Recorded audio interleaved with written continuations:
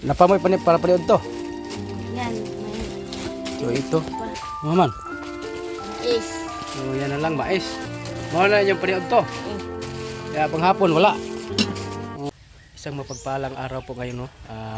Ngayon ay pupuntahan namin ang mga beneficiary na pabahay ng Team Kalingap Zamboanga del Sur na si Ate Lily, yung pangalawang napabahayan ni Idol Mr. G. So may ihatid po kami sa kanila na grocery at bigas, no. So kasama natin si Ronel Birondo Vlogs. So kami lang dalawa. Ayan. Kinarga na ni Ronel Birondo Vlogs. Oh. Ayan, si Birondo Vlogs ang nagdala sa grocery at bigas. So ito yung pangalawang napabahayan natin namin ni Idol Mr. J. Ano? Ayan. Oh, saan man mo dire? Asa si Gino? Trabaho. Nagtrabaho. So okay na yang sakit? Okay na yung sakit niya. Naayon naman siya. So ito pala yung pangalawang napabahayan, no? So binisita natin dahil wala si Mr. J, tayo na lang ang bumisita dito. Ayan.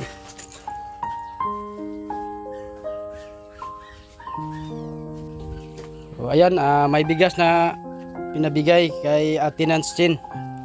So may mga grocery abdehi kuno nila.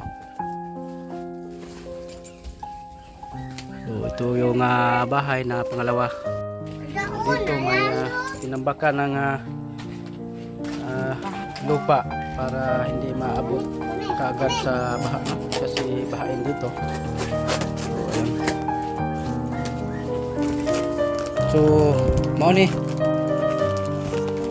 bawa anak ibutang na dia. Imros. Nak. Leo.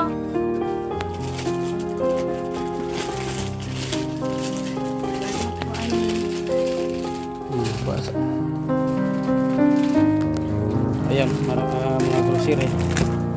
Marami yan. Dinamihan na lang natin ng mga noodles at mga dilata, no? Para mabudget nila. Kumusta man? Daghan pa mo bugas? Wala na mo bugas? Oh. Bibili naman ni pinilo. Ya, dayon paniud to ninyo. Napamoy para paniud to. Yan. So ito. Maman. Is. So yan na lang, mais. Wala yung paniud to. Kaya panghapon wala. Wala na pala silang panghapunan. Buti na lang at ngayon natin inatid, no, yung mga grocery at bigas.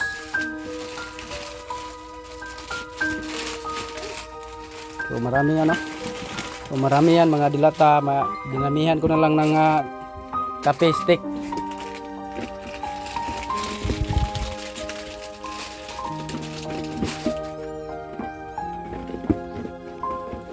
Yeah, dili mo kay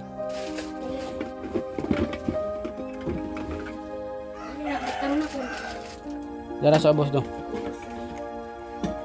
Ayan, no. Marami yan. Pa dilataw, butang sa ubos na.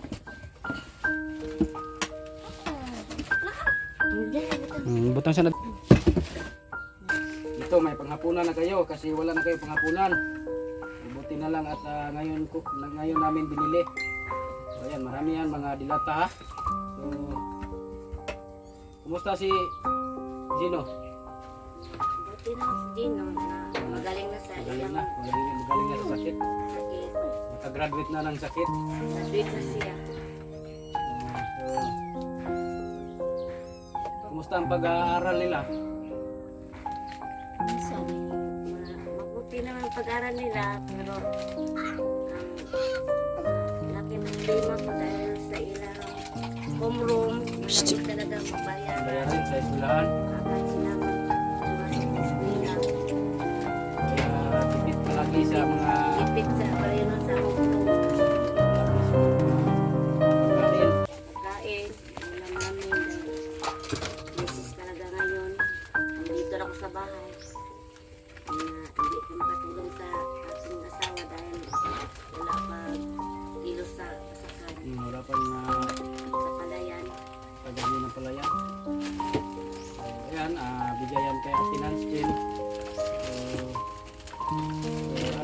masasabi mo? Galing yan kay Ate Nancy. Ma'am Nancy, salamat po. Bigyan niyo po grocery, lalong-lalo sa bigas po.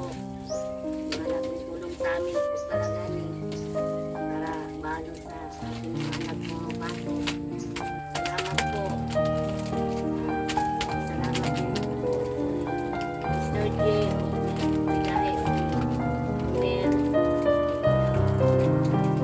sama sa amin. Hindi dahil sa inyo ng bigas. Salamat po. Kayo. Salamat kayo ni Ma'am. So, King Ross, anong masabi mo kay Ate Nancy na meron naman kayong mga grocery? Salamat ka. Ni Ma'am Tin.